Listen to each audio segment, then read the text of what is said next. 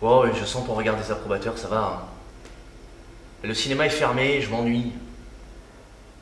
Oh, oui, je sais que je dois chercher un slogan, j'ai cherché, mais j'ai pas trouvé. Eh, tu veux faire une course? On parie de l'argent? Hein?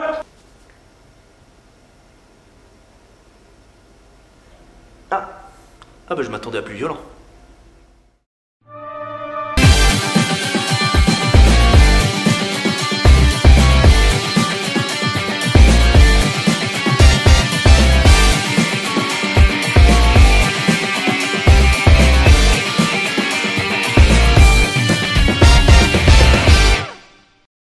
Bienvenue dans Perf. Eh, vous vous souvenez d'Edison?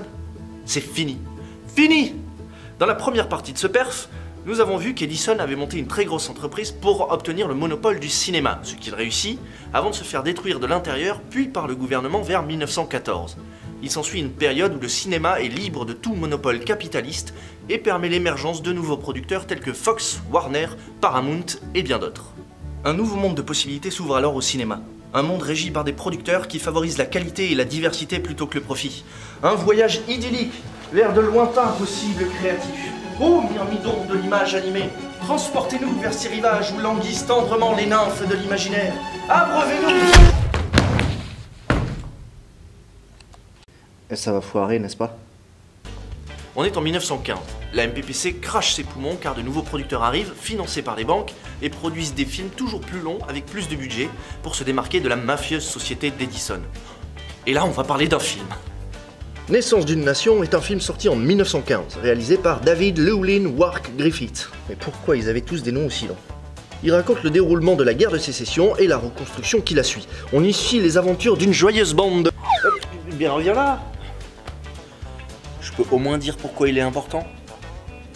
Griffith est un cinéaste passionné par le cinéma italien. Il est très impressionné notamment par deux films, Quo Vadis de Enrico Guazzoni et Cabiria de Giovanni Pastrone, qui est le premier péplum de l'histoire. Les deux films bénéficient d'un budget colossal avec des milliers de figurants et un énorme travail de décor et de costumes. Griffith est en sueur et il se dit qu'il aimerait bien réaliser un film d'une telle ampleur aux États-Unis. Il va donc décider d'adapter le livre The Clansman de Thomas Dixon Jr. et c'est ainsi que naît Naissance d'une nation avec un budget confortable de 110 000 $, contre seulement quelques milliers pour les films de l'époque. Le film dure 3 heures. Il est le premier film à grand spectacle américain et il rencontre un succès dantesque. Peu à peu, les producteurs adoptent ce nouveau format et la durée des films s'allonge considérablement, ce qui va entraîner un changement majeur dans l'industrie du film. Et vous savez ce qui est intéressant? C'est qu'à la 36e minute, on va te faire voir. Et les cinémas changent eux aussi. Adieu les petits cinémas d'une centaine de places qui faisaient des séances toutes les 20 minutes pour 10 cents et qui ne sont plus rentables depuis que les films durent 2 heures. Et bonjour les grands palaces inspirés des édifices de théâtre qui contiennent jusqu'à 3000 places. Et 3000 c'est beaucoup, très beaucoup. Et pour bien le comprendre, je vais compter jusqu'à 3000. 1, 2, 3. Ces nouveaux palaces font des séances de 2 ou 3 heures mais bénéficient d'une image plus fréquentable. La classe moyenne commence à s'intéresser au cinéma, jusqu'alors art populaire, et la fréquentation explose.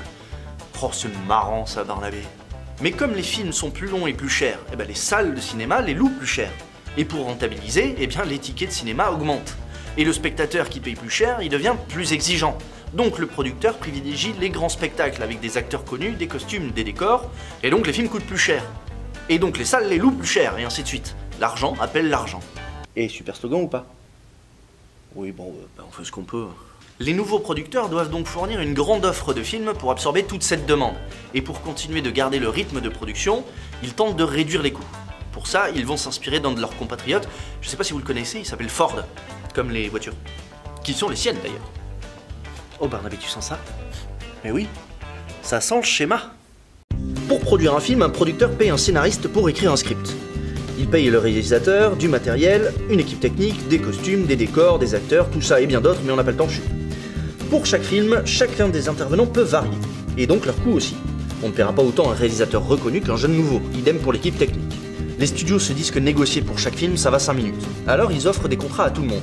Ils embauchent plein de scénaristes, des réalisateurs, des techniciens, des acteurs qu'ils font travailler exclusivement pour eux et pour un salaire fixe annuel. Donc pour un même salaire, ils peuvent faire travailler un réalisateur sur plusieurs films, des acteurs sur plusieurs films, l'équipe des décors sur plusieurs films, les costumiers sur plusieurs films, et comme tout est à eux, eh ben ils peuvent recycler des décors et les costumes d'un film sur l'autre. Et tout ça pour toujours le même coût par an. Ils ont plein de petites mains à disposition et ils appliquent la fameuse division du travail, celle qu'on voit dans les temps modernes de Chaplin. Et d'ailleurs dans le film... Oh mais allez, mais pourquoi tu veux jamais que je parle de film? Chacun s'occupe d'une tâche simple à la chaîne, une véritable organisation industrielle que l'acteur Erich von Stroheim qualifiera de « machine à fabriquer des saucisses ». C'est drôle. Parce qu'il est allemand à la base. Les producteurs qui utilisent cette méthode seront appelés les studios. La production est divisée entre les producteurs indépendants et les studios, et des distributeurs font le lien entre les salles de cinéma et les producteurs. Aucune société ne prend véritablement le dessus sur les autres, c'est une période prospère. Sauf que Adolphe Zukor ne l'entend pas de cette oreille. En 1917, il arrive à la tête de Paramount, un gros studio qui dispose de la majorité des stars hollywoodiennes. Et il se rend vite compte qu'il n'est pas assez rentable pour lui de vendre ses films un par un aux salles, et il va avoir l'idée de génie. Là, Paramount fait l'acquisition de plusieurs sociétés de distribution. Vous vous rappelez? Elles achètent des films aux producteurs et les louent aux salles de cinéma. Paramount produit 104 films par an, soit assez pour fournir 2 films par semaine aux salles. Mais 104, c'est beaucoup. Très beaucoup. Et pour bien comprendre... Bon ça va Barnabé, je me moque de toi. Paramount ne peut pas consacrer le même budget pour tous. Elle produit donc des gros films avec des gros budgets et des grosses stars, et d'autres films plus modestes.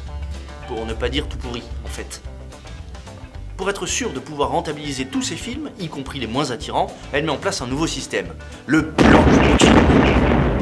Le block booking, c'est simple, c'est de la vente en gros. La Paramount va voir les salles et leur dit: tu vois ce film super spectaculaire avec ce casting de malade? Il te fait envie, hein? Il va te ramener plein de spectateurs, hein? Tu le veux? Tu le veux? Allez, je te le donne. Par contre, tu prends également ces quelques films un peu moins bien qui marcheront pas. Tu les veux pas? Oh, ça t'intéresse pas? Dommage. Bah, t'auras pas mon gros film. Bref, pour ne pas rater les grosses productions de Paramount qui feront tout plein d'entrées, eh ben les cinémas sont obligés de prendre ces autres films en carton. Ce qui a plusieurs conséquences. D'abord, et surtout, Paramount s'en met plein les poches. Et rentabilise ses films les plus nazes. Mais en plus, comme les cinémas ont plein de films sur les bras qu'ils ont été obligés d'acheter, bah ils sont bien obligés de les projeter, sinon ils perdent trop d'argent. Ils ont donc moins de place pour les films un petit peu mieux des autres producteurs. Paramount contrôle donc la production de gros films, adopte un système pour réduire les coûts de production et s'assure que tous ces films soient bien projetés en salle.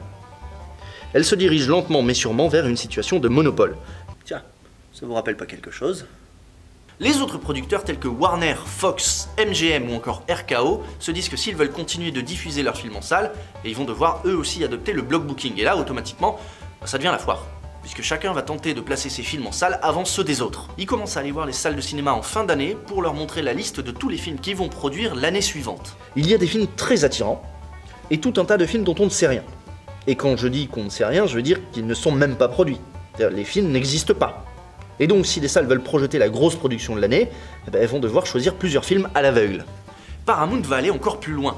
Elle achète des salles de cinéma dans les plus grosses villes pour projeter ses propres films. Et bien sûr, ces films, elle ne les donnera pas au cinéma concurrent, ou alors bien après leur sortie. Fox possède déjà quelques salles de cinéma et en profite pour rénover tout son parc et se lancer lui aussi dans la course à l'exploitation. Il sera suivi de près par MGM, Warner et RKO, et là, on repart pour un schéma. Ils se partagent entre eux le territoire américain en achetant certains des plus gros cinémas dans des plus grosses villes. Ainsi, ces cinémas deviennent des vitrines pour leur production. Si un film marche dans leur cinéma, alors toutes les salles des autres villes voudront le prendre. Les producteurs opteront pour la fin d'une location à tarif fixe et demanderont en échange un pourcentage des recettes des entrées. Et il va se passer quelque chose d'inédit dans le cinéma. Les producteurs définiront eux-mêmes à quel prix doivent être vendus les tickets pour leurs films. Et pourquoi, me demanderas-tu, petit naïf que tu es? Eh ben c'est très simple. Comme ils touchent une partie des recettes, plus le ticket est vendu cher, plus ils gagnent. Les exploitants ne choisissent donc plus tellement les films, ni même le prix qu'ils vont faire payer aux spectateurs. Et ça, même Edison n'avait pas osé le faire. Comme je l'ai dit, ces salles font office de vitrine. Elles sont les véritables influenceurs du cinéma. Ce qui fait qu'un film qui ne passe pas chez eux sera jugé pas attirant. Et les autres salles du pays n'en voudront pas. Donc les producteurs plus petits, qui n'ont pas les moyens de faire du block booking ou de détenir leur propre salle, eh ben, ils vont commencer à couler. Et le cinéma va retomber dans une situation de monopole détenue par les studios.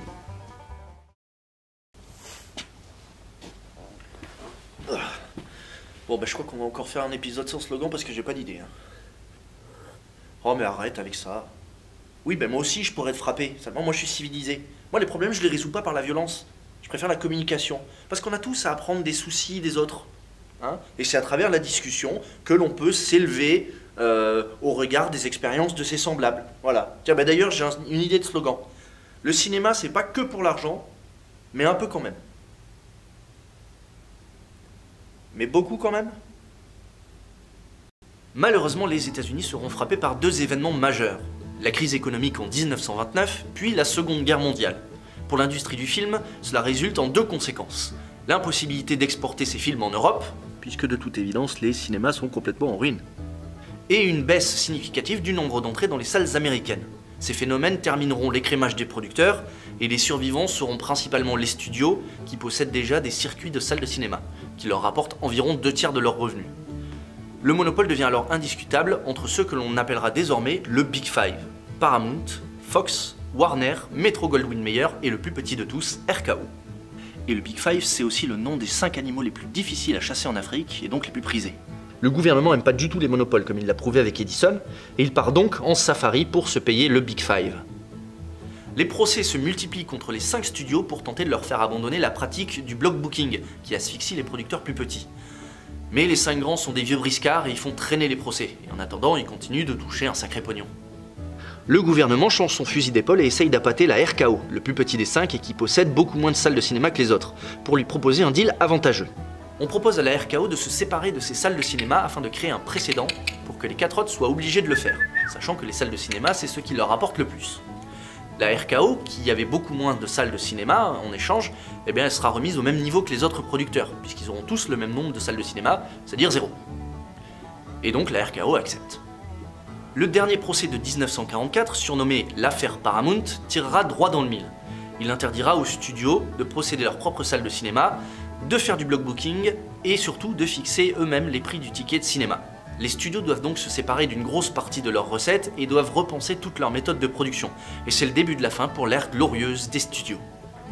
Désormais, aux États-Unis, aucune société de production ou de distribution ne pourra disposer de salles de cinéma ou de pratiquer des offres qui tuent la concurrence.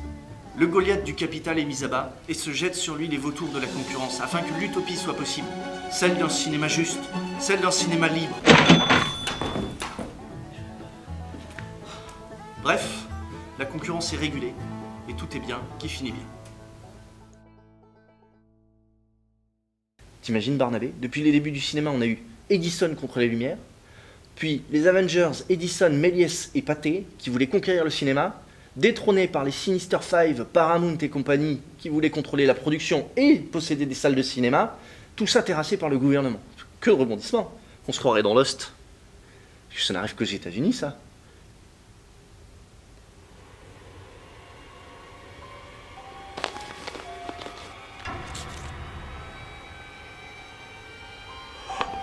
Oh mon Dieu Barnabé, il faut qu'on parle de la France.